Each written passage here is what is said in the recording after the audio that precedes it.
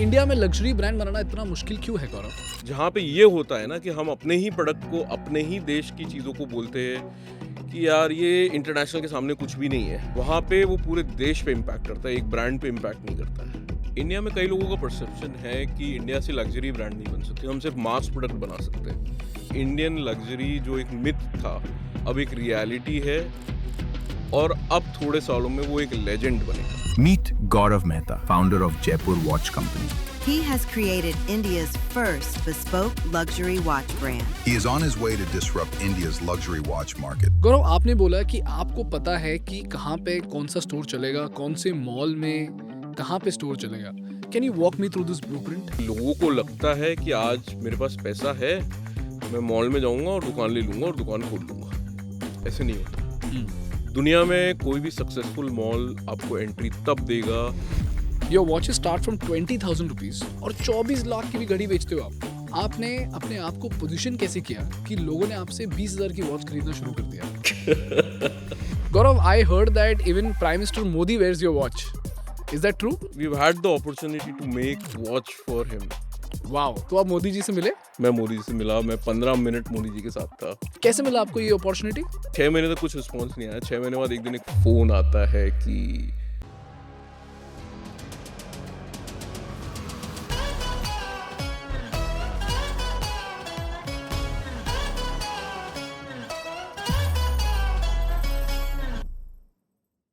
दोस्तों, ये चैनल ज़ेरो think school का एक जॉइंट इनिशिएटिव है जिसके जरिए हम भारत को वर्ल्ड क्लास बिजनेस और जियोपॉलिटिकल केस स्टडीज़ पढ़ाना चाहते हैं। तो अगर आप भी बिजनेस और जियोपॉलिटिकल केस स्टडीज़ पढ़ना चाहते हो तो प्लीज़ इस चैनल को सब्सक्राइब करो। आपके लिए तो ये फ्री है, लेकिन हमारे लिए ये बहुत बहुत ज़रूरी है। Hi Gaurav, welcome to the Indian business podcast. Gaurav, मैंने आपके वॉच के ब्रांड के बारे में बहुत सुना है एंड शार्क टाइम आने के बाद जब मैंने आपका वेबसाइट देखा तो you make one of the most beautiful set of watches I have ever seen. And मुझे आपकी कंपनी इसलिए इतनी फैसिनेटिंग लगती है क्योंकि कई सालों पहले ना मैंने एक बुक पढ़ा था, स्मॉल जायंट्स। ये बुक टिम फेरिस नाम के एक पॉडकास्टर ने रिकमेंड करा था एंड उन्होंने उसमें कहा था that small giant is a company which operates with a very small team and yet generates millions of dollars in revenue. तो उस बुक में कई सारे एग्जाम्पल्स थे, कुछ गिने चुने रेस्टोरेंट्स के जो कि न्यूयॉर्क में है, जहाँ पे एक टेबल बुक करने के लिए आपको 6-6 महीने वेट करने पड़ते हैं और वो छोटे से स्पेस में भी बिना स्पेस को एक्सपैंड किए they generate millions of dollars of revenue. और आपकी एक कंपनी है जो मुझे रिसेंटली जो मैंने डिस्कवर करा है जो कि सेम चीज़ कर रही है। You make limited edition watches and you've manage to generate a revenue of 30 crore rupees. तो आज के एपिसोड में हम ये जानना चाहते हैं कि लग्जरी ब्रांड को इंडिया में बनाते कैसे, क्योंकि जब मैं रिसर्च कर रहा था तो मुझे समझ में आया कि आपके सामने बहुत सारे चैलेंजेस हैं। जब भी हम लग्जरी ब्रांड की बात करते हैं तो हर किसी को लगता है कि लग्जरी ब्रांड के पास ना 100 साल की लेगेसी होनी चाहिए, जो कि आपके पास नहीं है। दूसरी बात यह है कि वॉच कैटेगरी में एप्पल वॉच के आने के बाद स्विस वॉचेस को भी एक बहुत बड़ा धक्का लगा है और आज आप उसी कैटेगरी में घुसना चाहते हो। तीसरा चैलेंज ये है कि इंडिया में लग्जरी एक बहुत ही कॉम्प्लिकेटेड सब्जेक्ट है क्योंकि हमारी पर कैपिटा इनकम इतनी कम है कि आज भी हम ना एस्पायरिंग प्रोडक्ट्स देखते हैं, प्रीमियम प्रोडक्ट्स देखते हैं, लेकिन लग्जरी प्रोडक्ट्स कभी देख नहीं पाते। लेकिन आपने इन सारे चैलेंजेस के बावजूद भी एक वॉच ब्रांड स्टार्ट किया। इतने कम सालों की लेगेसी होने के बावजूद भी you have managed to generate 30 crore rupees in revenue. और क्योंकि आप इंडियन कल्चर को इतने ब्यूटीफुली प्रमोट कर रहे हो तो इसीलिए मुझे आपके प्रोडक्ट्स बहुत पसंद है। So thank you so much for coming to the thank you podcast. So much Ganesh for having me. Gaurav, I want to start with your story. मुझे बताओ, लग्जरी वॉचेस ये सेगमेंट में आप कैसे आए? Do you have a background with luxury? I don't have a background, मेरा कोई education भी नहीं है वॉचेस में भी, लग्जरी में भी, ना मेरा कोई फैमिली बैकग्राउंड है। नॉर्मली लोग अज्यूम करते हैं कि मैं जयपुर से हूँ तो फैमिली में कोई जूलर होगा, बट वैसा भी नहीं है मेरे साथ में अनफॉर्चुनेटली। एंड मैं एक फर्स्ट जनरेशन एंटरप्रेन्योर हूँ तो उसके चैलेंजेस अलग थे, बट मेरे को वॉचेस से बहुत प्यार है। मेरे पर्सनल कलेक्शन में 400 से ज़्यादा वॉचेस है दूसरी कंपनी, मतलब चलो मेरी कंपनी की तो ठीक है होंगी, बट दूसरी कंपनी की मेरे पास में 400 से ज़्यादा वॉचेस। और मैं वॉच इसलिए नहीं खरीदता हूँ कि ये महंगी है या कलेक्टेबल है, मैं इसलिए खरीदता हूँ मुझे कुछ पसंद आता है तो मैं खरीदता हूँ, उसमें कुछ यूनिक फीचर होना चाहिए। और आई थिंक वही फिलॉसफी जब मैंने खुद की ब्रांड बनाई मैंने खुद की वॉचेस में ऐड करी। इसमें कुछ एक यूनिक एलिमेंट होना चाहिए, नहीं तो स्टैंड आउट कैसे करोगे? इंडिया में कई लोगों का परसेप्शन है कि इंडिया से लग्जरी ब्रांड नहीं बन सकते, हम सिर्फ मास प्रोडक्ट बना सकते हैं। पर कई ब्रांड्स ने उसको तोड़ दिया ऑलरेडी, और जैसे जैसे समय आता रहेगा आप देखेंगे और ब्रांड्स इस स्टेज पे आती रहेंगी। इंडियन लग्जरी जो एक मिथ था अब एक रियलिटी है, और अब थोड़े सालों में वो एक लेजेंड बनेगा। क्योंकि अगर आप देखेंगे हमारा पास्ट भी, राजा महाराजाओं का टाइम भी देखेंगे, लग्जरी के असली कनोशियर्स तो हम हैं। जो बीस्पोक वर्ड अभी कुछ सालों में जन्म लिया है जिसने, ठीक है, 10 साल में सुना है मैंने तो बीस्पोक वर्ड, उससे पहले तो कस्टमाइज्ड ही सुनते थे। तो ये जो बीस्पोक वर्ड है, ये राजा महाराजाओं के टाइम की चीज है सर। बीस्पोक का मतलब क्या होता है? Something which is custom made, which is made to order as per you.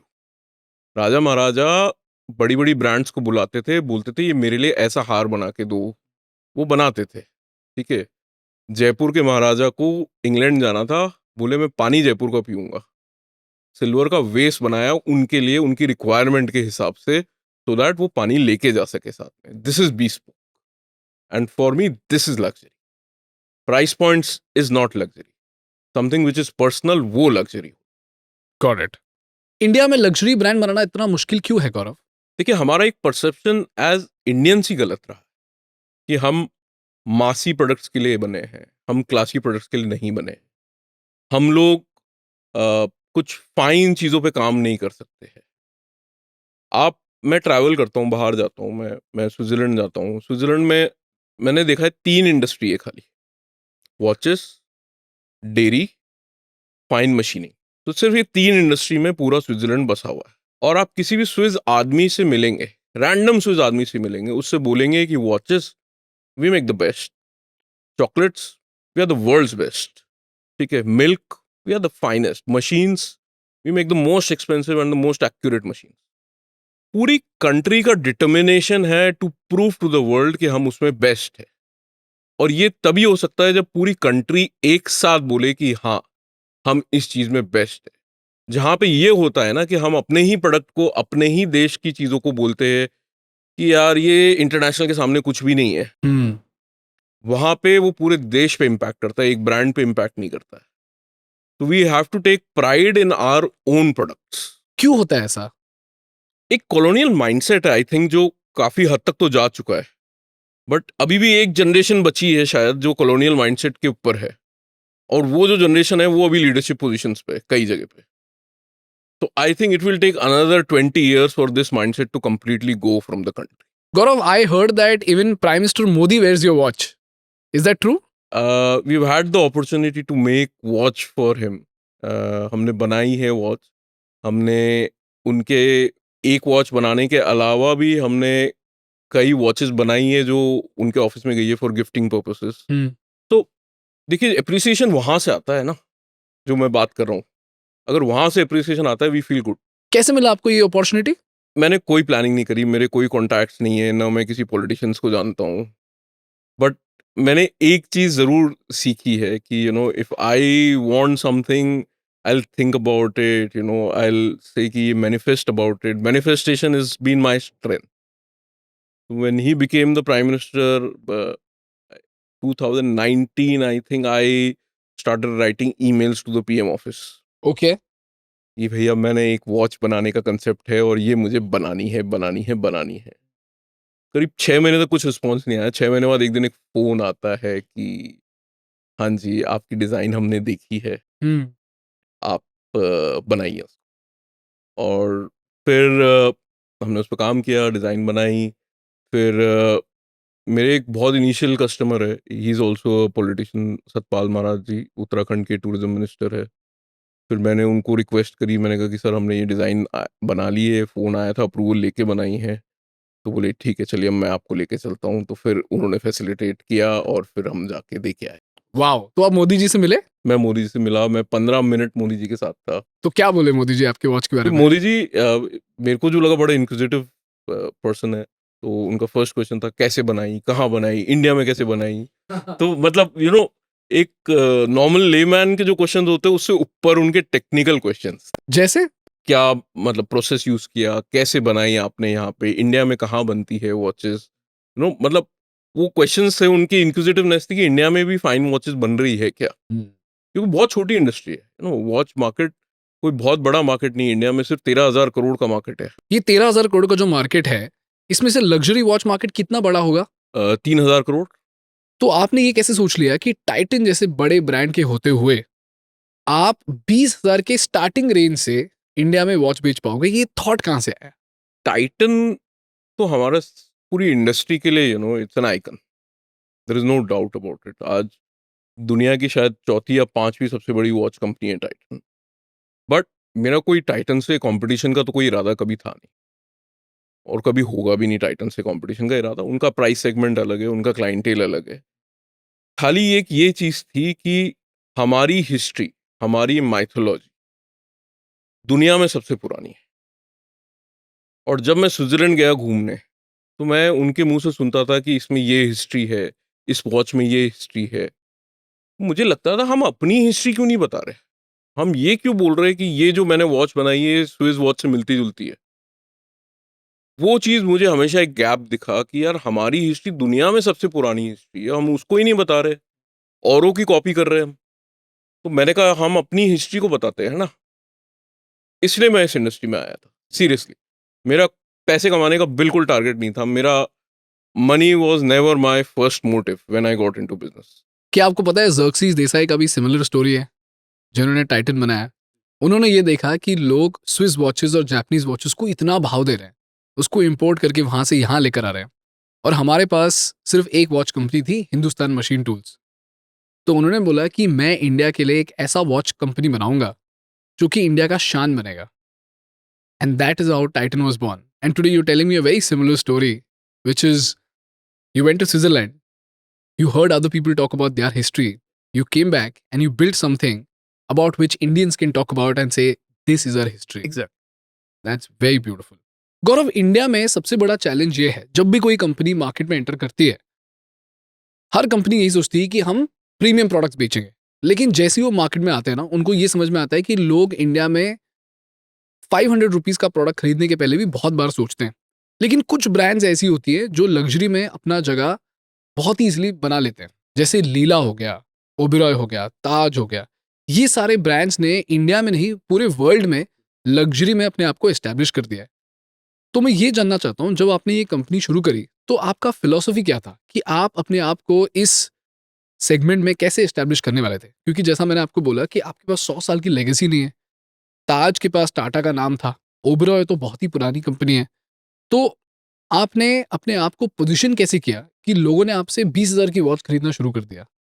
देखिए, मैंने जब खुद को मार्केट में लॉन्च करना था प्रोडक्ट, तो मैंने ये सोचा कि मैं कैसे कम्पीट करूंगा। बिकॉज अब मेरे हिसाब से कोई भी वॉच के अलावा कोई भी मैगजीन उठा के दिख लीजिए, उसके बैक कवर पे 90% वॉच का ही ऐड होता है। ठीक है, कोई भी मैगजीन, चाहे फैशन की हो चाहे किसी और चीज़ की भी हो, उस पर बैक कवर पे वॉच का ही ऐड होता है 90% केस। इन लोगों के पास इतनी डीप पॉकेट्स होती है। और मैंने स्टार्ट किया था 30 लाख रुपए की कैपिटल से। 30 लाख रुपए के कैपिटल से? जब वो भी मैंने अपनी गाड़ी बेची थी अच्छा। As my first capital. ठीक है, बाकी मेरे दोस्त ने मुझे उधार दिया था। तो इतना पैसे का स्केर्सिटी था कि कलेक्शन भी नहीं बना पा रहे थे, एड और मार्केटिंग करना तो बहुत दूर की बात थी। तो एक ही तरीका था, खुद को डिफरेंट रखो, और इतना डिफरेंट रखो कि आपके ऊपर लोगों की नजर जाए। उस समय जब मैंने स्टार्ट किया था, इंस्टाग्राम भी नहीं था। मेरे पास एक ही तरीका था, traditional PR. Traditional PR. Traditional PR. तो ये तो वन ऑफ अपॉर्चुनिटी हो गया कि किसी न्यूज़पेपर ने आपके बारे में लिख दिया, किसी मैगजीन ने आपके बारे में लिख दिया। लेकिन जब आप 20,000 रुपये के वॉच को बेचने को गए मार्केट में, तो आपने कौन सी मार्केटिंग स्ट्रैटेजी लगाई जिससे कि लोग देख के बोले वाह? बेस्ट एग्जांपल देता हूँ, मैंने तो प्रोडक्ट की, अपने फर्स्ट प्रोडक्ट की प्राइस भी डिसाइड नहीं करी। फेसबुक पे उस समय एड्स चलते थे और अच्छी रीच आती थी। मतलब आप 100-200 रुपए लेके you could boost your post. मैंने अपना पहला एड बूस्ट करा खुद। उस समय ना डिजिटल एजेंसी ना डिजिटल मार्केटिंग, ऐसा कुछ कंसेप्ट नहीं थे। मैंने अपना पहला ऐड खुद ही बूस्ट करा कि दिल्ली में करते बूस्ट, जयपुर बैठे बैठे, एंड देखते क्या होता है।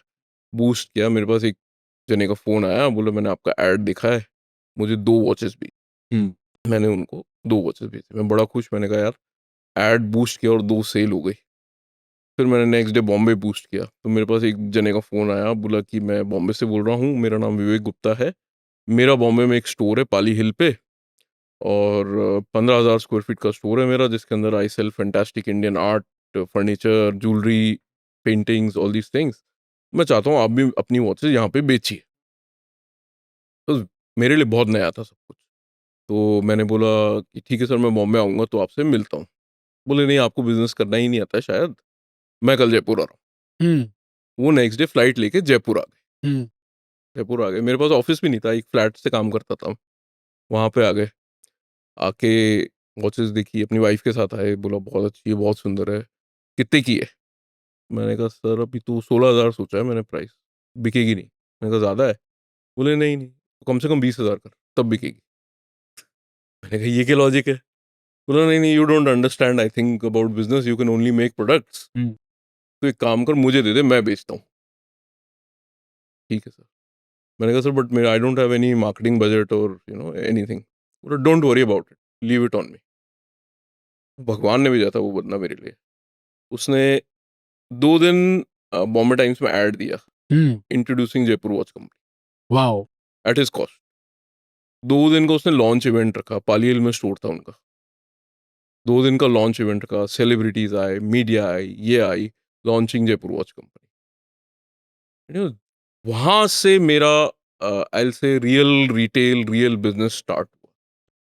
Very interesting. Sometimes God sends people in your life to help you when you are honest with your intent. And how did you decide on this price 16,000 rupees? मेरी मेरी कॉस्ट आ रही थी उस समय 8,000 रुपये। मैंने कहा यार 16,000 ले लेते, ठीक है। कुछ कैलकुलेशन नहीं था उसके पीछे। गौरव, आपने अपने वॉच को यूनिक कैसे बनाया? मैंने आपकी शार्क टैंक की पिच देखी है, बट ऑडियंस को पता नहीं है, तो प्लीज मुझे थोड़ा कॉन्टेक्स्ट दीजिए कि how is your watch different from other watches? क्या, मैंने पहले जैसे बताया कि हम लोग इंडियन हिस्ट्री पे एम्फेसाइज करते, इंडियन स्टोरीज पे एम्फेसाइज करते। वो चाहे इंडिया के पुराने सिक्के ब्रिटिश काल के, उनको यूज करके वॉचेस बनाई हुई हो, या फिर हैंड पेंटेड वॉचेस हो जिसमें आर्टिस्ट ने हाथ से पेंटिंग करी है। इंडिया के पुराने डाक टिकट स्टैम्प्स, जिसको आप लोग भूल चुके, स्टैम्प्स को हम नॉर्मली भी अभी यूज नहीं कर रहे, उनको यूज करके हमने वॉचेस बनाई है। और उसके अलावा बहुत कंसेप्ट पे हमने काम किया। जैसे राजा रवि वर्मा एक आर्टिस्ट थे, जिनके बारे में शायद हमारी जनरेशन भूल चुकी थी, और अभी भी ज्यादातर लोगों को नहीं पता है कि आपके घरों में जो भगवान की जो फोटो लगी हुई है, उसको बनाया राजा रवि वर्मा ने। जो भगवान का ह्यूमनाइज्ड वर्जन जो आप पूजा करते हैं, या आपको मैं बोलता हूँ सरस्वती माता, आपके दिमाग में एक इमेज आती है, वाइट साड़ी, लोटस, वो क्रिएशन राजा रवि वर्मा की इमेजिनेशन। और हमारी जनरेशन उन आर्टिस्ट को भूल चुकी है। He was the greatest artist ever India has produce.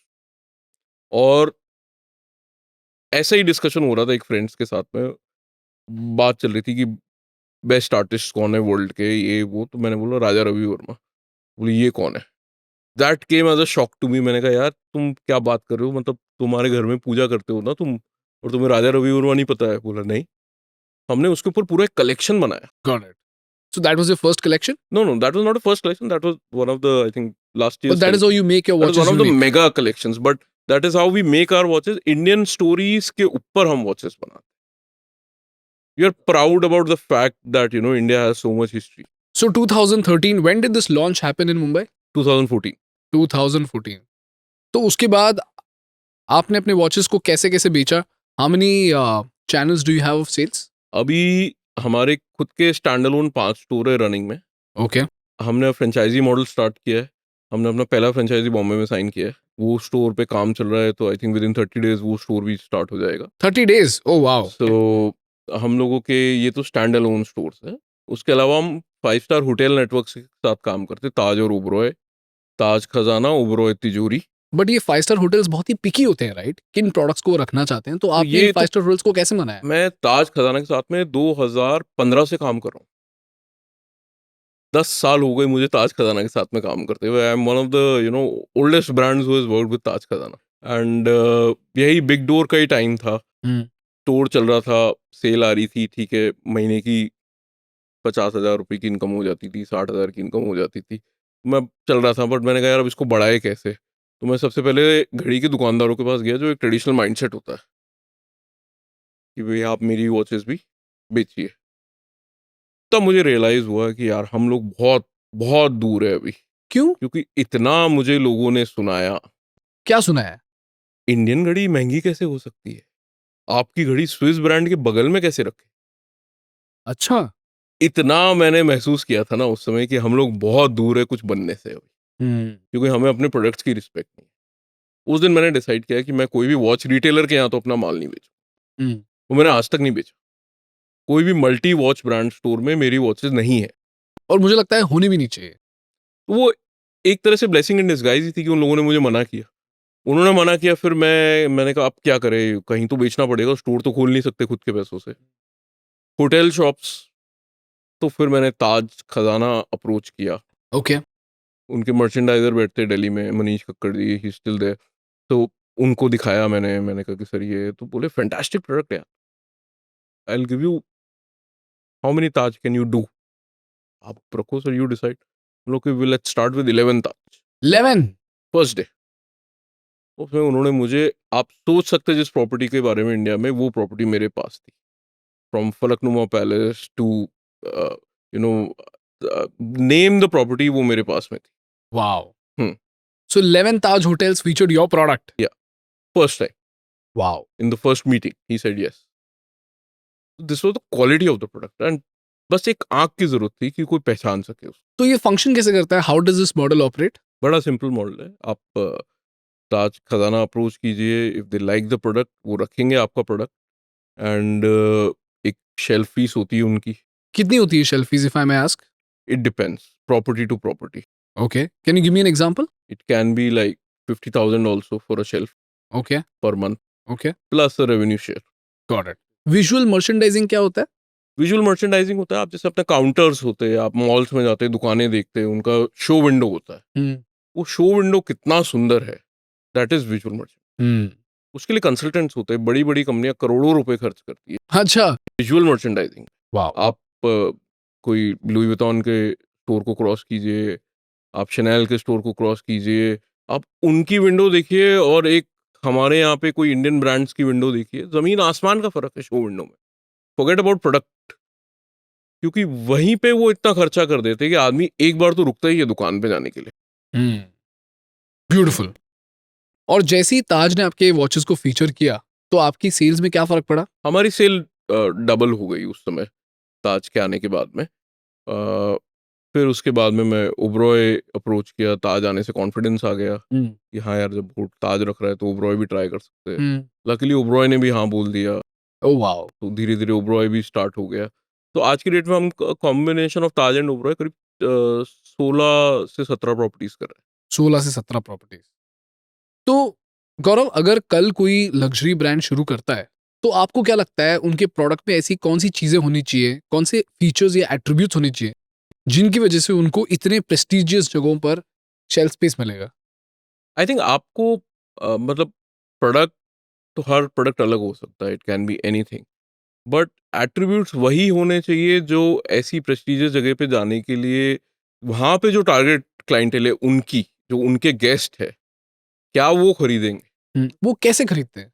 इतने अमीर लोग जो होते हैं, वो किसी चीज को खरीदने से पहले उनका थॉट प्रोसेस क्या होता है? देखिए इसमें दो थॉट प्रोसेस होते हैं। एक तो इम्पल्सिव होता है, ठीक है, देखा अच्छी लगी ले ली, और एक ये थॉट प्रोसेस होता है कि मेरे पास एक ऐसी चीज होनी चाहिए जो सबसे अलग है। I seen everything in luxury, आज मेरे पास दुनिया की बेस्ट ब्रांड्स है, बट अब इसके आगे क्या। एक मेरे को एक वर्ड है जिससे आज की जनरेशन रिलेट करती है, और जो मुझे सबसे कम पसंद है वो है मिनिमलिज्म। मैं वही बोलने वाला था आपको। वो मुझे नहीं पसंद। क्यों? हम मैक्सिमलिस्टिक है बाय नेचर एज इंडियंस। हम लोगों ने वेस्टर्न कल्चर से ये वर्ड उठाया मिनिमलिज्म। आज आप हमारे पुराने किसी भी किले में जाइए, हवेली में जाइए, कोई बड़े पुराने हेरिटेज 5 स्टार होटल में जाइए, वो मैक्सिमलिज्म होता है वहां पे, जो डिजाइन्स है, और वही हमको पसंद आता है। आज आप एक कोई मॉडर्न होटल में जाइए, पूरा ग्रे है, ब्राउन है, मतलब एक सिंगल टोन में बना हुआ है पूरा होटल, और वहीं आप बोलते कि नहीं मेरे को तो रामबाग पैलेस में रुकना है, उसका कमरा क्यों पसंद है आपको? बिकॉज आप दिल से मैक्सिमलिस्टिक। नहीं, मैं एक्चुअली आपको मिनिमलिज्म का पर्सपेक्टिव बताता हूँ, क्योंकि मैं मिनिमलिज्म में बहुत ही बिलीव करता जी। था। अभी मैं थोड़ा करके उससे दूर जाते जा रहा हूँ। मिनिमलिज्म, गौरव, इसलिए इतना बढ़िया कॉन्सेप्ट है क्योंकि इट इज़ वेरी एफिशिएंट। अगर आप कपड़े पहनते हो और अगर आपको पता है कि आपके पास 3-4 ही कलर है चूज़ करने के लिए, तो आप ज़्यादा दिमाग कपड़ों में लगाते नहीं हो। जब भी आप गाड़ी खरीदते हो, अगर आपकी गाड़ी ब्लैक है, तो उसमें आप दिमाग लगाते नहीं हो। और मिनिमलिज्म बाय इटसेल्फ मैन्युफैक्चरिंग के लिए एक बहुत बड़ा ब्लेसिंग इसलिए है क्योंकि वो बहुत ही ईज़िली स्केल कर सकते हैं, असेंबली लाइन में डाल सकते हैं। तो आपके जो प्रोडक्ट्स होते हैं वो भी काफ़ी सस्ते हो जाते हैं। और मिनिमलिज्म ये बोलता है कि जो सबसे बढ़िया आर्टिस्ट है मिनिमलिज्म में, वो ये बोलते हैं कि कम चीज़ें होने के बावजूद भी आप किसी चीज़ को ब्यूटीफुल कैसे बना सकते हो। और जितना मैंने देखा है, मैं एक डिज़ाइन स्टूडेंट तो नहीं हूँ, लेकिन जब भी आप किसी भी चीज़ का अगर एवोल्यूशन देखोगे तो हर चीज़ पहले मैक्सिमलिज्म पे जाता है, एंड जब बहुत ज़्यादा केओस बढ़ जाता है तो मिनिमलिज्म आता है। जैसे स्टीव जॉब्स जो थे, उन्होंने मिनिमलिज्म को बहुत ही अच्छे तरीके से प्रमोट किया था एप्पल प्रोडक्ट्स में। उन्होंने बोला कि आपका फ़ोन जितना सिंपल हो उतना ही हाई यूटिलिटी होगा, जितना कॉम्प्लिकेटेड होगा उतना आप उसको कम यूज़ करोगे। और वहाँ से मिनिमलिज्म का जो कॉन्सेप्ट है वो बाहर आया, जिसकी वजह से लोगों को लगता है कि मिनिमलिज्म मतलब लेस क्लटर, और लेस क्लटर के चक्कर में कैरेक्टर हमने खो दिया है।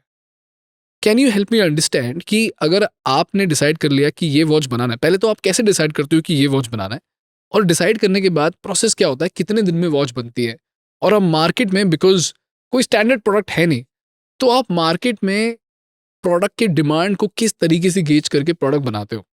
देखिए, सबसे पहले डिज़ाइन प्रोसेस में होता है सालों का कस्टमर्स का feedback, evolution of the industry overall, कि इस साल का ये पेंटोन कलर है, now people are liking smaller watches, जो ट्रेंड्स होते हैं। सो एक तो basics, you get guidelines from the basics, जो आपको इंडस्ट्री ट्रेंड्स मिलते हैं वो आपको तभी पता चलते हैं जब आप उसके बारे में पढ़ते रहते हैं। आप मैगजीन के थ्रू भी पढ़ सकते हैं, आप सोशल मीडिया पे भी कितने पेजेस फॉलो करते हैं आपकी इंडस्ट्री से रिलेटेड, उससे भी आपको इन्फॉर्मेशन। कोई पर्टिकुलर वेबसाइट या सोर्स है जहाँ पे आप इन ट्रेंड्स को स्टडी करते हो? तो मेरे साथ प्रॉब्लम ये है ना कि मैं इतनी वॉचेस देखता हूँ कि मेरे तो रील्स में वॉचेस के अलावा कुछ आता ही नहीं। अच्छा। तो मेरा तो सोर्स आज की डेट में सिर्फ और सिर्फ सोशल मीडिया है, but I get lot of content from that. Got it. Yeah. तो पहले आप ट्रेंड्स एनालाइज करते हो। अगर इस ट्रेंड्स को मैं ब्रेक डाउन करूँ तो आप क्या क्या चीजें देखते हो? जैसे आपने बोला कि dial, case size, case size, और Pantone colour. Pantone. What is Pantone colour? So Pantone is the company, which gives color codes to every color shade in the world. Okay. The hex code? Hex code Photoshop के लिए होता है, Pantone होता है for products. For products. Okay. तो ये company, मतलब वो बोलता है कि ये क्रिम्सन रेड है। नहीं, वो क्रिम्सन रेड नहीं बोलेगा, ये 144012 है। तो ये 144012 is standard for the world. Got it. तो उससे आपको क्या मिलता है, क्या इंसाइट मिलता है? पैंटोन से Pantone colour of the year decide होता है। एक वो हर साल एक कलर अनाउंस करता है, जैसे इस साल का कलर है मोका। तो कभी टिफनी ब्लू था एक टाइम पे, कभी सैल्मन था एक टाइम पे। आप देखेंगे कि वो जैसे जैसे वो कलर्स आते हैं, फिर पूरी फैशन इंडस्ट्री में वो कहीं ना कहीं कलर ऑफ द ईयर जो अनाउंस होता है उसका प्ले आने लग जाता है। तो वो मान लो उन्होंने बोल दिया मौका, तो फिर अभी उसको रख के आप क्या करोगे? अब उसका ट्रेंड आएगा। अब जैसे हमारा अभी अप्रैल में अभी शो चल रहा है watches and wonder, it is the largest watch show in the world. वहाँ पे अब ट्रेंड्स आने दिखेंगे कि कितने लोगों ने उसको अडेप्ट किया इंडस्ट्री में। So you will get to know कि if lot of people are doing a Tiffany blue, तो मतलब इस साल टिफिनी ब्लू चलने वाला है। इस साल अगर लोग ज़्यादा ब्लैक कर रहे हैं तो ब्लैक चलने वाला है। तो वहाँ से आपको ट्रेंड्स पिक करने पड़ेंगे। खुद का काम खुद ही करना पड़ेगा। मतलब आपको डिसाइड करना पड़ेगा कि हाँ यार ये कलर चलेगा। फिर उसके बाद में सिर्फ ट्रेंड्स के ऊपर नहीं डिपेंडेंट हो सकते, आपकी ब्रांड के साथ में क्या मैच हो रहा है, नहीं हो रहा है, आपकी डिज़ाइन फिलॉसफी, हर कंपनी हर प्रोडक्ट की एक डिज़ाइन फिलॉसफी होती है। आपकी डिज़ाइन फिलॉसफी में इसमें से क्या क्या ट्रेंड फिट हो रहे हैं, तो you take that from there. That is step 2। Got it. उसके बाद में फिर मेरे दिमाग में एक इमेज क्रिएट होती है। उसके लिए मैं बैठता हूँ अपने कॉइन्स के साथ में, अपने आर्ट वर्क्स के साथ में, अपनी बुक्स के साथ में, फिर मेरे दिमाग में एक इमेज क्रिएट होती है। Got it. गौरव, ये जो वॉच डिजाइनर्स आपने हायर करी हैं, इनको आपने कहाँ से हायर किया? ये भी बहुत अच्छी बात है, क्योंकि जब हमने स्टाफ हायरिंग स्टार्ट करी थी फर्स्ट टाइम, मुझे तो पता भी नहीं था कि मैं डिज़ाइनर्स लाऊं कहाँ से। तो एक ऑर्गेनाइजेशन हुआ करती थी आईसेक, तो मैंने उनको कांटेक्ट किया, मैंने कहा यार मुझे कुछ डिज़ाइनर्स चाहिए। तो मेरी पहली स्टाफ थी, she was a Brazilian. Brazilian? She was a designer and वहाँ से मुझे पता चला कि यार ये फ़ोटोशॉप भी एक चीज़ होती है, उस पे काम करते हैं, उस पे डिज़ाइन बनाते हैं। तो जो मैं प्रोसेस आज फ़ॉलो करता हूँ, उस टाइम भी वही प्रोसेस फ़ॉलो करता था। मैं उनके साथ बैठता था कि यार मेरे दिमाग में ये है, इसको ऐसा बनाना है अपने को। When you mentioned bespoke, so if I tell you to make a certain watch for me, can you do it for me? I will work with you on it so that now you have something envisioned in your mind and you want to see it on the screen. So then I will try to interpret your mind and make a design and show it to you so that you say हाँ यही चाहिए। तो आप customer को charge कैसे करते हो? क्योंकि जब मैंने आपका रेंज देखा, and correct me if I am wrong, your watches start from 20,000 rupees और 24 लाख की भी घड़ी बेचते हो आप। 20,000 से 24 लाख की बहुत ही बड़ा रेंज है। तो आप कस्टमर को चार्ज कैसे करते हो, स्पेशली फॉर bespoke? क्योंकि इसमें देखिए, बहुत सारे कंस्ट्रेंट्स प्रेट कलेक्शन तो हमारा 1 लाख के अंदर अंदर है। ओके, 20,000 से प्रेत और bespoke को थोड़ा प्रेट सा मतलब define होता है जो प्री मेड कलेक्शन होता है। मैंने आज इस कलेक्शन के 300 पीस लॉन्च किए, इस कलेक्शन के 500 पीस लॉन्च किए, इस कलेक्शन के मैंने 1000 पीस बनाए, 300 बनाए, व्हाटएवर, वो कलेक्शंस प्री मेड है, आप वो ले सकते हो एज इट इज, उसमें कोई चेंज नहीं होगा। ज़्यादा से ज़्यादा स्ट्रैप चेंज हो जाएगा, आपका लेजर से पीछे नाम लिख सकते हैं, ये कर सकते हैं, इससे ज़्यादा उसमें कोई चेंज नहीं होगा। वो प्री मेड कलेक्शन। तो एक हो गया प्रेत प्रीमेड, जिसमें आप छोटे छोटे कस्टमाइजेशन ही कर ये सकते हो। प्री मेड हमारा बिजनेस का 80% कंट्रीब्यूट करता है। ओके, और bespoke? bespoke 18 कैरेट गोल्ड में बनती है। 18 कैरेट गोल्ड? मैं सुना तो था कि लोग वॉचेस में गोल्ड यूज करते हैं, ये मैंने पहली बार किसी से मिल रहा हूँ मैं जो वॉचेस में गोल्ड डालता है। 18 कैरेट गोल्ड में हम बनाते हैं, जिसमें कस्टमर अपनी डिज़ाइन आइडियाज देता है, फिर हम उसको स्केच करके उसको दिखाते हैं, चाहे डिजिटल या हैंड स्केच। कस्टमर अप्रूव करता है, फिर उसके बाद में हम उस पर काम चालू करते हैं। तो 1 महीने से 3 महीने का टाइम लगता है एक प्रोडक्ट बनाने में। Got it. गौरव, क्या मैं आपका यूनिट इकोनॉमिक्स जान सकता हूँ? प्रेट कलेक्शन का बता सकता हूँ, bespoke का तो बड़ा डिफिकल्ट है बताना। सो एक घड़ी के अंदर ना 12 से 15 कंपोनेंट्स इन्वॉल्व होते हैं। ओके, हम 12 से 15 फैक्ट्रीज के साथ कोऑर्डिनेट करते हैं 12 से 15 फैक्ट्रीज के साथ to coordinate make one watch. कैसे? जैसे एक वॉच के अंदर क्राउन होता है, स्ट्रैप होता है, हैंड्स होते हैं, डायल होते हैं, सफायर ग्लास होता है, ठीक है, उसका केस जो उसकी बॉडी कहलाती है, मूवमेंट होता है, ठीक है, इतने सारे कंपोनेंट्स एक घड़ी के अंदर होते हैं। हर कंपोनेंट बनाने के लिए एक अलग फैक्ट्री होती है। बेस्ट पार्ट ये, लोगों को लगता है वॉच मतलब एक जना बना के दे दे, मुझे भी ऐसे ही लगता था। ऐसा नहीं होता है। हर कंपोनेंट के लिए एक अलग फैक्ट्री होती है। डायल के लिए अलग फैक्ट्री होगी, केस के लिए अलग फैक्ट्री होगी, हैंड के लिए अलग फैक्ट्री होगी। तो अगर आपने कुछ डिज़ाइन किया है तो वो डिज़ाइन की आपको एक एक चीज़ की टेक्निकल ड्राइंग बनानी पड़ती है, वो आपको देनी पड़ती है। इसलिए देखिए, वॉचेस दो तरह से बनती है। एक होता है कि मेरे सप्लायर ने अपना कैटलॉग दिखाया, बोला ये मेरे पास बनी बनाई है भाई, तू इसमें से चुन ले, मैं तेरा लोगो लगा के तेरे को दे दूंगा। वहाँ पे आपकी cost again depending on the material 2000, 1500, stainless steel की बात कर रहा हूँ मैं, 3000 में बन जाएगी, ठीक है। जहाँ पे एक एक कंपोनेंट आप खुद डिज़ाइन करते हैं, वहाँ पे आपकी कॉस्ट बढ़ती है। हर चीज़ की टूलिंग डेवलप होती है, आपकी कॉस्ट बढ़ती है। फिर आपने, जैसे हम लोग सिक्के यूज़ करते हैं, उसकी भी एक कॉस्ट होती है, ठीक है।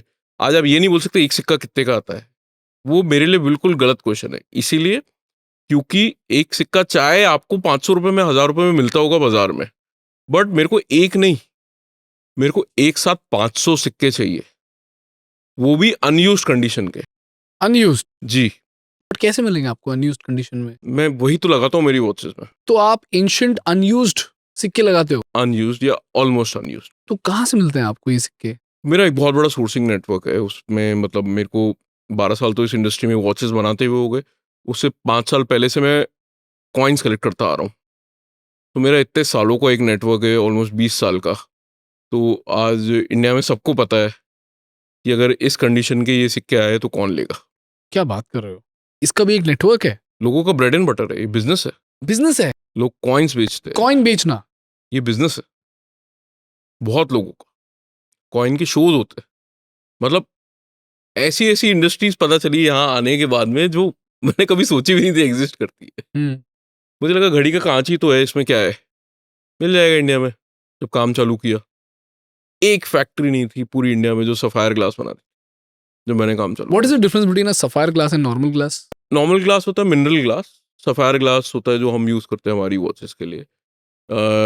It is a synthetic sapphire basically, not a natural sapphire of course, it is a synthetic man made sapphire. Diamond की हार्डनेस इंडेक्स में 9 आता है अगर, तो सफायर 8 आता है। ओह वाओ, तो उस तो अनब्रेकेबल है क्या ये? नहीं, शैटर प्रूफ है, ब्रेकेबल तो है। आप हथौड़ा छेनी लेके मारोगे तो 3 बार में तो टूट ही जाएगा। But it is shatter proof, कहीं टकराएगा तो नहीं टूटेगा, स्क्रैच नहीं लगेंगे इसमें। तो अब इस तरह के फाइनर कंपोनेंट से जब आप काम करना चालू करते हैं और जो इंडिया में नहीं मिलते, आपकी साइज के हिसाब से बनाना, आपकी शेप के हिसाब से बनाना है, तो कॉस्टिंग ऊपर जाती रहती गॉट इट। तो 12 to 15 कंपोनेंट्स जो आप सोर्स करते हो और उसको मैन्युफैक्चर करने के लिए, let's say on a yardstick of, let's say you sell your product for 100 rupees, how much do you spend on manufacturing the watch? है। आई विल से will spend around 15 to 18 rupees. 15 to 18 rupees. Okay. Which is your second biggest cost? Marketing. Marketing. How do you market your products? We use digital marketing, we use traditional marketing, Okay. we use PR, which is my favorite. How much do you spend on this? On a monthly basis, we spend more than 25 lakh rupees plus. So can I take it as 5 to 10 rupees? You can, I think it will be a little higher, I think. 15 पकड़ते हैं। Yeah. ठीक है। Next. Then logistics, insurance, packaging, stationery, all these costs will add around 5 rupees. 5 rupees. And? And then your rentals, manpower, everything. I mean, I just read that you have 5 stores across India, right? Yeah.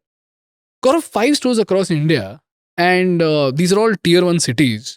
So the rent in these cities must be exorbitant. तो आप इतना high rent जो पे करते हो, तो मान लो मुंबई में आप अभी गोरेगांव में खोलने वाले हो, राइट, स्टोर, तो गोरेगांव में आपका रेंट क्या है? 3.5 लाख रुपए। 3.5 लाख रुपए। तो आप इस स्टोर में से कितना वॉच बेचने का आपका टारगेट है? ये मेरा एवरेज एक स्टोर 15 से 20 लाख रुपए की सेल करता है मंथली। 15 से 20 लाख रुपए की सेल करता और जो मेरा सुपरस्टार स्टोर है वो 25 लाख से 30 लाख की सेल करता है है। monthly। जो जयपुर में, जो दिल्ली में। जो दिल्ली में है। देखिए, वी वर वेरी लकी, हमको जो पहला स्टोर मिला वो मिला इंडिया के best mall, select city walk, उसमें भी ग्राउंड फ्लोर पे, सुपर प्रीमियम लोकेशन, एंट्री के सामने, बहुत छोटा स्टोर है।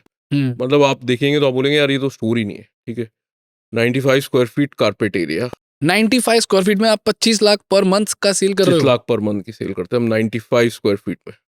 That speaks volumes about how important real estate is, right? In fact, जितने भी सारे फाउंडर से मैंने बात करा, उसका रेंट भी आप सुनेंगे तो आप घबरा जाएंगे। हाँ बताइए क्या है रेंट उसका?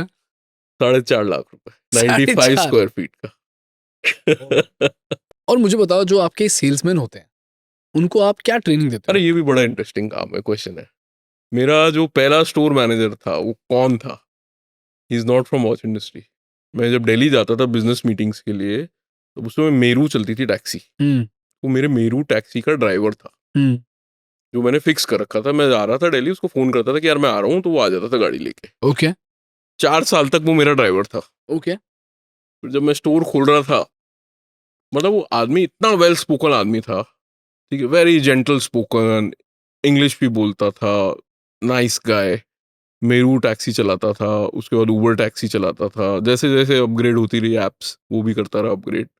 फिर जब मैं स्टोर खोल रहा था, मैंने कहा सर अब ये सब छोड़ दो, अब मेरा स्टोर चलाओ आप, because I trust you. How is he different from other salesmen because of which he's able to sell He so? talks in a very normal language.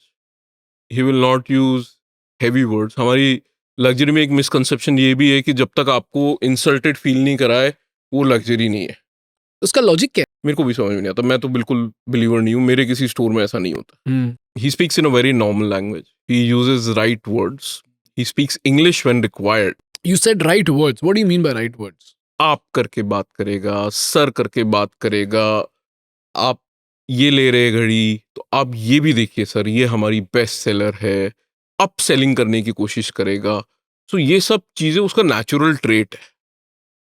आज मैं कोई भी नया स्टोर खोलता हूँ तो सबसे पहला आदमी जाता है अवध कुमार सिंह वहाँ पे नए स्टाफ को ट्रेनिंग देने के लिए।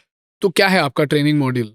हमारा ट्रेनिंग मॉड्यूल स्टाफ रोटेशन, एक स्टोर से दूसरे स्टोर जाएगा, तीसरे स्टोर जाएगा, चौथे स्टोर जाएगा, पांचवें स्टोर जाएगा, फिर अपने स्टोर पे आएगा। ओके, हम स्टाफ को रोटेट करते हैं विद इन स्टोर्स। इसको थोड़ा एक्सप्लेन करो, स्टाफ रोटेशन क्या होता है? देखिए, जैसे जो सबसे एक्सपीरियंस स्टोर है आपका, जैसे दिल्ली है, तो वहाँ पे 2 जने काम करते हैं। वहाँ से 1 जने को हम शिफ्ट कर देंगे।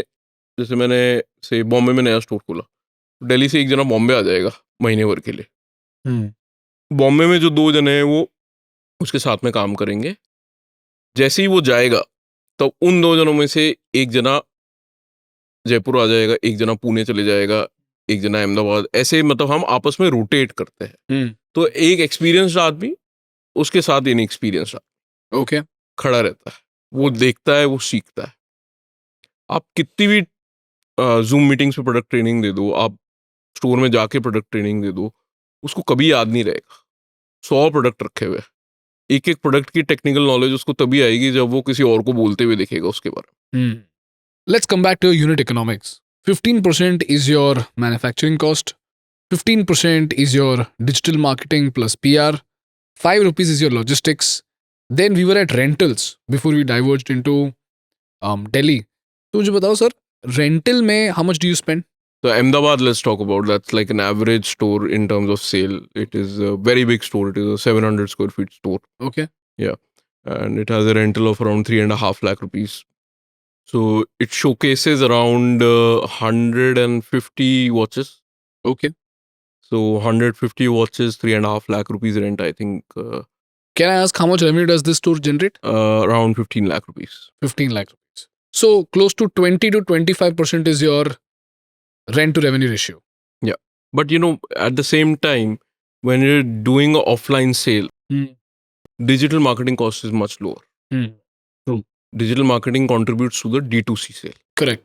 So I feel that rental cost is equivalent to your digital marketing cost. Good. तो या तो आप ऑफलाइन बेच लो या आप ऑनलाइन बेच लो, रेंट दे दो या मेटा को पैसा दे दो। तो आप डिजिटल मार्केटिंग में आपका कैक कितना आता है? हमारी जो कस्टमर एक्विजिशन कॉस्ट आती है करीब करीब आप मान लीजिए हम 5x के रॉस पे काम करते हैं। तो अगर 20,000 अगर आपका प्राइस है तो 4,000 रुपीज 4,000 रुपीज है। 4 to 5,000. Understood. And what's your gross margin like? Ideally around 65 to 70%. 65 to 70%. And net? Net profits will be around 20%. गौरव, अभी आपका फ्यूचर प्लान क्या है? How do you intend to scale this company? क्योंकि आपका philosophy ही exclusivity के ऊपर based है। तो अगर आपने बहुत ज़्यादा स्केल कर दिया तो आप बहुत ही ज़्यादा एक्सेसिबल हो जाओगे। आपने प्राइस गिरा दिया तो आप सेल तो ज़्यादा कर लोगे लेकिन एक्सक्लूसिविटी चला जाएगा। अगर आपने प्राइस बढ़ा दिया तो I don't know what will happen. So help me, walk me through the future of Jaipur watch company. See, the future is, again, I keep telling people कि हम लोग ना सिर्फ सिक्कों पे घड़ियां नहीं बनाते। हम लोग बहुत एलिमेंट्स पे ऐसे काम करते हैं जो सिक्कों के बियॉन्ड है। ओके। आज हैंड एनग्रेविंग है, ठीक है, उसमें काम करते हैं। आज हैंड पेंटिंग है, उसमें काम करते हैं, ठीक है। लोग बोलते हैं सिक्के खत्म हो जाओगे फिर क्या करोगे तुम? सिक्के पहली बात तो खत्म नहीं होंगे, बिकॉज मिलियंस और बिलियंस में बनते थे सिक्के।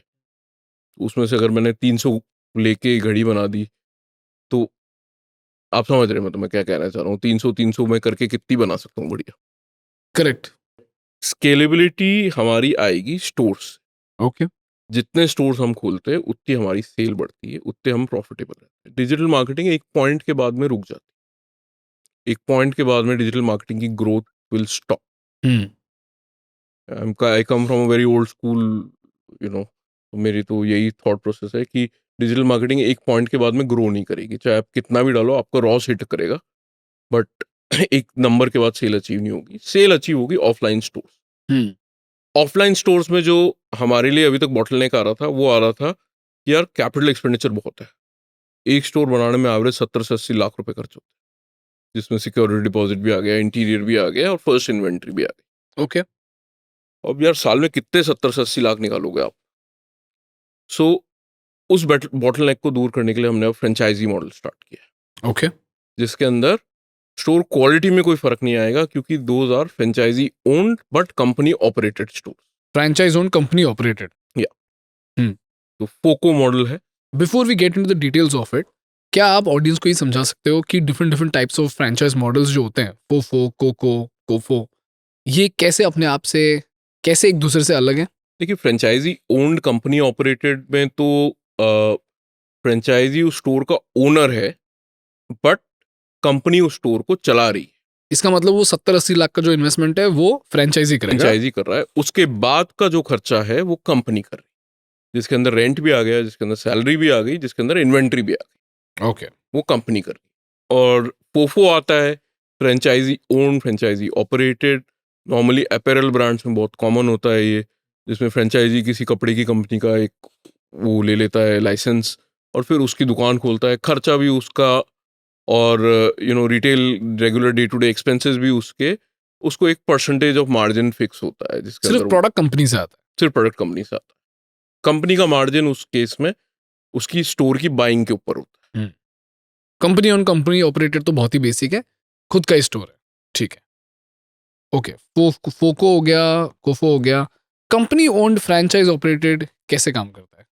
रिवर्स ऑफ फोको, कि हमने इन्वेस्टमेंट किया, स्टोर खोल के किसी को दिया कि अब आप ये स्टोर चलाइए, सारा इन्वेस्टमेंट हमने कर दिया है, अब आज के बाद जो खर्चा होगा वो आपको करना ब्यूटीफुल। तो अगर कोई बंदा जयपुर वॉच कंपनी की फ्रैंचाइज लेना चाहता है तो उसको कितना इन्वेस्ट करना पड़ेगा? है। एक स्टोर के लिए 70 लाख। उसके अलावा कोई additional expense?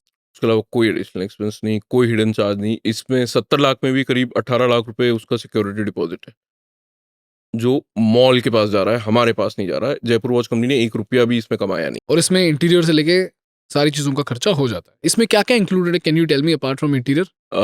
Apart from interiors, इसके अंदर आपकी फर्स्ट इन्वेंट्री आ गई और मॉल का सिक्योरिटी डिपॉजिट आ गया। ओके। और 70 लाख रुपए इन्वेस्ट करने के बाद जो बिजनेस ओनर होता है, क्या उसको स्टोर में होना बहुत जरूरी है? दिस इज कंपनी ऑपरेटेड, सो उसमें बिजनेस ओनर को बिल्कुल आने की जरूरत भी नहीं है। बिजनेस ओनर को कोई इन्वॉल्वमेंट नहीं है डे टू डे बिजनेस के अंदर, और बिजनेस ओनर किसी भी शहर में बैठ के किसी भी शहर की फ्रेंचाइजी खोल सकता है। हमने बॉम्बे में जो फ्रेंचाइजी स्टोर खोल रहे हैं, उसका ओनर जयपुर का है। Okay, got it. So how much can a business owner expect to make out of the 70 lakh investment? तो आई थिंक इसमें हमने 2 मॉडल रखे। एक है मिनिमम गारंटी मॉडल, जिसके अंदर आपने जो इन्वेस्टमेंट किया है उसका 15% आपको रिटर्न गारंटीड है, या फिर 15% of the revenue whichever is higher. Whichever is higher. इसका दूसरा मॉडल है जिसके अंदर there is no minimum guarantee, 0 है, बट रेवेन्यू शेयर का 30% आपको मिलेगा। रेवेन्यू शेयर का 30% आपको मिलेगा। जी, जो भी सेल होगी उसका 30% आपको मिलेगा, after before GST and discount. And this is your first franchise store in Mumbai? First franchise store anywhere. What are the risks involved in a franchise business, Gaurav? So if you are taking a minimum guarantee model, I don't think there is much risk involved. आप bank interest से बहुत high rate पे कमा रहे हैं, पहली बात तो, ठीक है। एक प्रेस्टीज जुड़ रही है आपके नाम के साथ में, कि यार आज मेरा स्टोर ओबरॉय मॉल में है, मैं जयपुर में बैठा हुआ हूँ, ठीक है। एक आपको एक सेंस ऑफ ओनरशिप आ रहा है, and at the same time आपका जो आइडल पैसा पड़ा हुआ है वो काम में लग रहा है। तो आई डोंट थिंक इस तरह के मॉडल में कोई ज़्यादा रिस्क होती है, अदर देन अगर वो कंपनी नहीं हो, ठीक है, जैसे कंपनी कोई 2-3 साल हो गए, वो फ्रेंचाइजी बांट रही हो, तो वो बहुत हाई रिस्क हो जाता है। आज हमको 12 साल हो गए, हमने मार्केट देखा है, हमको पता है कौन सा मॉल चलेगा, कौन से मॉल में क्या लोकेशन चलेगी, कौन सी इन्वेंट्री चलेगी, तो आपको उस ब्रांड पे इन्वेस्ट करना चाहिए। Got it. तो 70 लाख में अगर मैं 15% का कैलकुलेशन करूं तो your returns are somewhere between 10 to 12 lakh rupees per year. Got it. Gaurav, आपने बोला कि आपको पता है कि कहाँ पे कौन सा स्टोर चलेगा, कौन से मॉल में कहाँ पे स्टोर चलेगा। Can you walk me through this blueprint? Mall business एक बड़ा कॉम्प्लिकेटेड और एक अलग बिजनेस, ठीक है। लोगों को लगता है कि आज मेरे पास पैसा है, मैं मॉल में जाऊंगा और दुकान ले लूंगा और दुकान खोल लूंगा। ऐसे नहीं होता। दुनिया में कोई भी सक्सेसफुल मॉल आपको एंट्री तब देगा जब आपकी ब्रांड एक फुटफॉल पुलर है। आप मॉल से सिर्फ लेने नहीं जा सकते, आपको मॉल को देना भी पड़ता है। मैं मॉल में क्यों जाता हूं? क्योंकि मुझे एक जमा जमाया फुटफॉल मिलता है। ये तो मेरी लेने वाली बात हो। अब मैं मॉल को क्या दे रहा हूँ? मैं मॉल को एक यूनिक ब्रांड दे रहा हूँ। मैं अगर खुद के केस में बात करूँ, मैं मॉल को एक ऐसी ब्रांड दे रहा हूँ, अगर वो है आपके मॉल में तो है, अगर नहीं है तो नहीं है। वो किसी मल्टी वॉच ब्रांड स्टोर में अवेलेबल नहीं है। तो आप ये नहीं बोल सकते कि आज एक मल्टी वॉच ब्रांड स्टोर मैंने साइन किया, उसके अंदर भी तो आपका सामान है, मैं आपको अलग से दुकान क्यों दूं? इंडियन लग्जरी ब्रांड को अगर आप रिस्पेक्ट दे रहे हैं तो इंडियंस भी आपको रिस्पेक्ट देंगे। सीधी सी बात है। तो मेरे तो ये विन पॉइंट्स हैं मॉल्स के साथ। आपको अपना विन पॉइंट क्रिएट करना पड़ेगा, तब अच्छा मॉल आपको एंट्री देगा। सबसे पहली बात। दूसरी बात, मॉल के अंदर आप कहाँ पे दुकान ले रहे, कौन से फ्लोर पे दुकान ले रहे, और कौन से फ्लोर में कौन सी लोकेशन पे दुकान ले रहे, ये बहुत क्रिटिकल होता है किसी भी बिजनेस की सक्सेस के लिए। बताओ ना कैसे चूज करते हैं इसको? देखिए, अब सबके अपने अपने बिजनेसेस होते। आज अगर मैं फल सब्जी बेच रहा होता, सुपरमार्केट चला रहा होता, तो मैं शायद मॉल के बेसमेंट में जाता। सीधी सी बात है। मैं लग्जरी ब्रांड ले रहा हूँ तो मैं ग्राउंड फ्लोर पे जाऊंगा। मैं हैंडबैग बेच रहा हूँ तो मैं फर्स्ट फ्लोर पे जाऊंगा। क्यों फर्स्ट फ्लोर पे? टिकट साइज का फर्क पड़ता है ना। आज ग्राउंड फ्लोर की कॉस्ट ज्यादा है, तो आज मेरे को किराया वसूलने के लिए मेरी टिकट साइज ज्यादा होनी चाहिए। बट मुझे एक बात बताइए sir, that if you have a store in the ground floor, even if you are a bag brand, जितने लोगों से मैंने बात करा उन्होंने बोला कि हमेशा ग्राउंड फ्लोर ही लो regardless of what you are selling, because ground floor is a golden asset. वो आपको हमेशा जितना आप दे रहे हो उससे 4-5 गुना रिटर्न आई देगा। Agree, there is no doubt about Hmm. It. I agree to that, but sometimes being a young brand, building a luxury brand from India, you have to compromise. आज जब मैंने पहला स्टोर, चलो मुझे लकीली सेलेक्ट सिटी में मिल गया, वो भी ग्राउंड फ्लोर मिल गया, तो मैं तो ऐसा हो गया था कि अपन तो ग्राउंड फ्लोर के नीचे बात ही नहीं करेंगे। फिर जब मैं रियलिटी चेक हुआ, जब मैं किसी सेकंड मॉल में गया, वो सर जगह ही नहीं है। जगह मिलेगी 2 साल बाद। क्या डिफरेंस होता है फर्स्ट फ्लोर के रेंट में और ग्राउंड फ्लोर के रेंट में? ऑलमोस्ट 40%, 40%। और सेकंड फ्लोर और फर्स्ट फ्लोर में 60-70%। तो सेकंड फ्लोर वाला इतना सस्ता है, लेकिन ग्राउंड फ्लोर ही किंग लेना इज चाहिए। Ground, king is ground floor. मैंने फर्स्ट फ्लोर पे 2 स्टोर कर रखे हैं, नथिंग टू हाइड। अहमदाबाद में कर रखा है, पुणे में कर रखा है। बट रीजन क्यों किया, Ahmedabad was my go to market, कि मेरे को अहमदाबाद में स्टोर खोलना ही खोलना है। मेरे को इतने ऑर्डर आते थे अहमदाबाद ऑनलाइन। गए मॉल पे, जो बेस्ट मॉल था वहाँ का, तो उन्होंने बोला कि सर 2 साल तो भूल ही जाओ। 2 साल तो भूल ही जाओ, जगह ही नहीं है। फिर एक दिन फोन आता है अचानक, गौरव जी स्टोर हाँ कर रहे हो तो बोलो, कल दिला दूंगा, फर्स्ट फ्लोर पे एक दुकान खाली हुई है। You don't say no to it. जब आप 2 साल वेट करने को तैयार हो, तब आप फर्स्ट फ्लोर कर लोगे। सिंपल। तो कुछ डिफरेंस इन सेल आया? मैं बोल रहा हूँ ना, आज अहमदाबाद मेरा 700 फुट का स्टोर है, 15 लाख की सेल कर रहा है फर्स्ट फ्लोर पे। अगर वही ग्राउंड फ्लोर पे होता तो मैं 30 लाख के ऊपर सेल कर रहा होता। Oh wow, that's a huge difference. Yeah. Wonderful. Thank you so much, Gaurav. I just hope you had a great experience. I loved it. Thank you so much, Ganesh. Thank you so much, Gaurav. Thank you so much.